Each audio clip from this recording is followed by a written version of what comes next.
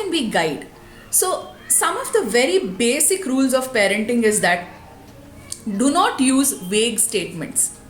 So many times in when we are parenting, we'll say, very good boy, you were a very good boy today, but the child will wonder, what was I good about? What did I do that my mother is giving me this compliment?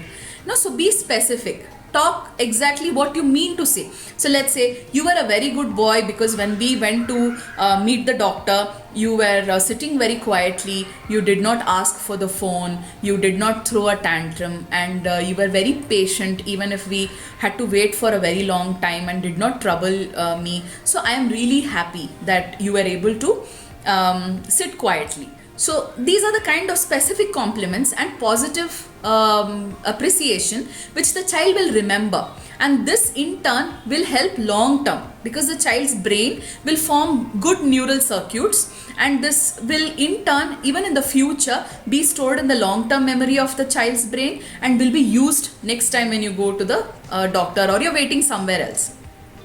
So instead of let's say the older child is hitting the younger child, instead of saying don't hit, you can always say touch nicely. You can say what to do rather than saying what not to do. Instead of saying don't run around in the house, you can say please walk, you might hurt yourself. Don't touch the lamp. Instead of that, you can say why don't you go and play with the pans in the kitchen. So always you're trying to give a positive affirmative statement while giving an alternative strategy to do. So instead of saying don't do this, you tell the child what exactly they can do so that you can guide them. And this is I'll come to this when I talk about screen time, because a lot of times I get complaints from parents saying how many ever times we ask our child to stop watching TV, the child is not listening, right? So I'll come to that when I talk about screen time. One of the most important strategies is also to be consistent and persistent. So if you have to change a particular behavior of your child, which you have identified as a target behavior, you follow a particular training method, but you have to be very, very consistent with it, and you consistently link that with reward. So let's say, this month you keep your room clean, and you say that every day, be consistent, do not give up, be persistent. And then at the end of the month, this is the reward you're going to get. The reward need not be any big materialistic reward. It can just be something like, let's say there's a festival coming up. You can say, I will buy you a new dress which you can wear on the festival day, or something like that. Whatever your child likes. I will buy you a new set of storybooks, or something which will be useful for the child can be used as a reward, but you have to be extremely consistent and persistent.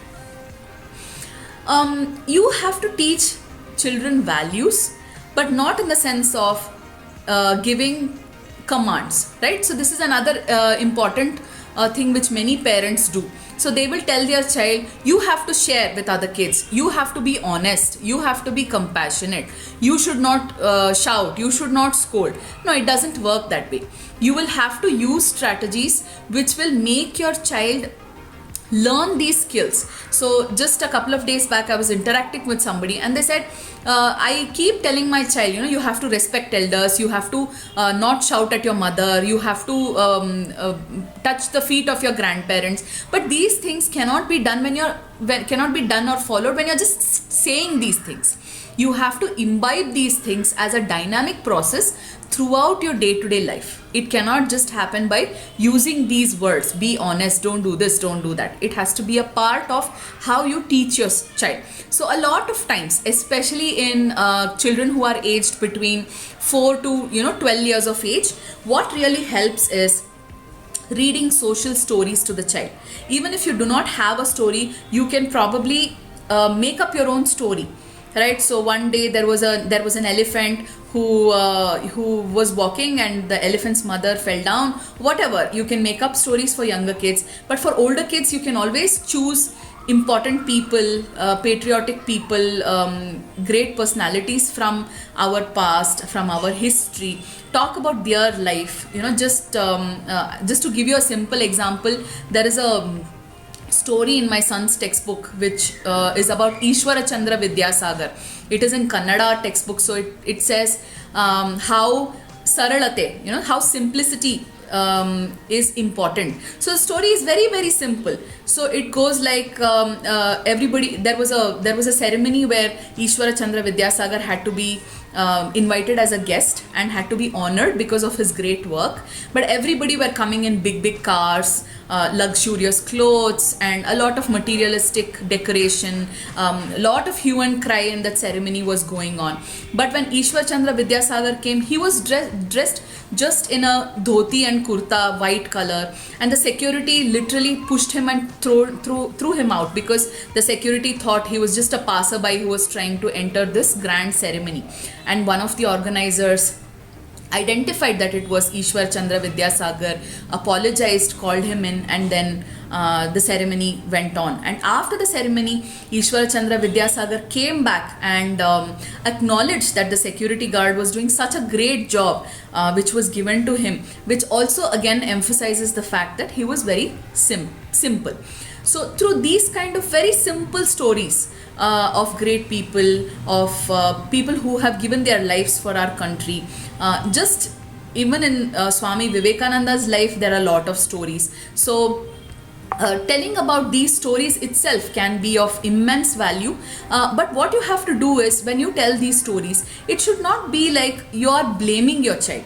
So you should not say, see, you are doing this, that is why now you listen to the story, and or after telling the story you should not say, see, in the story, no, that elephant was such a good boy, and he did not he apologized, he said sorry, what did you do? You did not do like this, you went and fought. No, don't do that. Don't blame the child for the mistake that they have done. In turn, when the child is in a good mood, just tell the story and say, maybe do you want to reflect upon any incident which happened and discuss with me how you could have dealt with that incident in a better way. Or maybe the next time the child is having such issue, you can always say, baby, do you remember we discussed this particular story, and in that story, what did Ishwar Chandra Vidyasagar do? Right? He did not get angry. He was very simple. Right? So what should we do? So just reflect upon what you have talked about, rather than blaming the child, making the child feel guilty. Right? That will cause more developmental and behavioral issues in the child.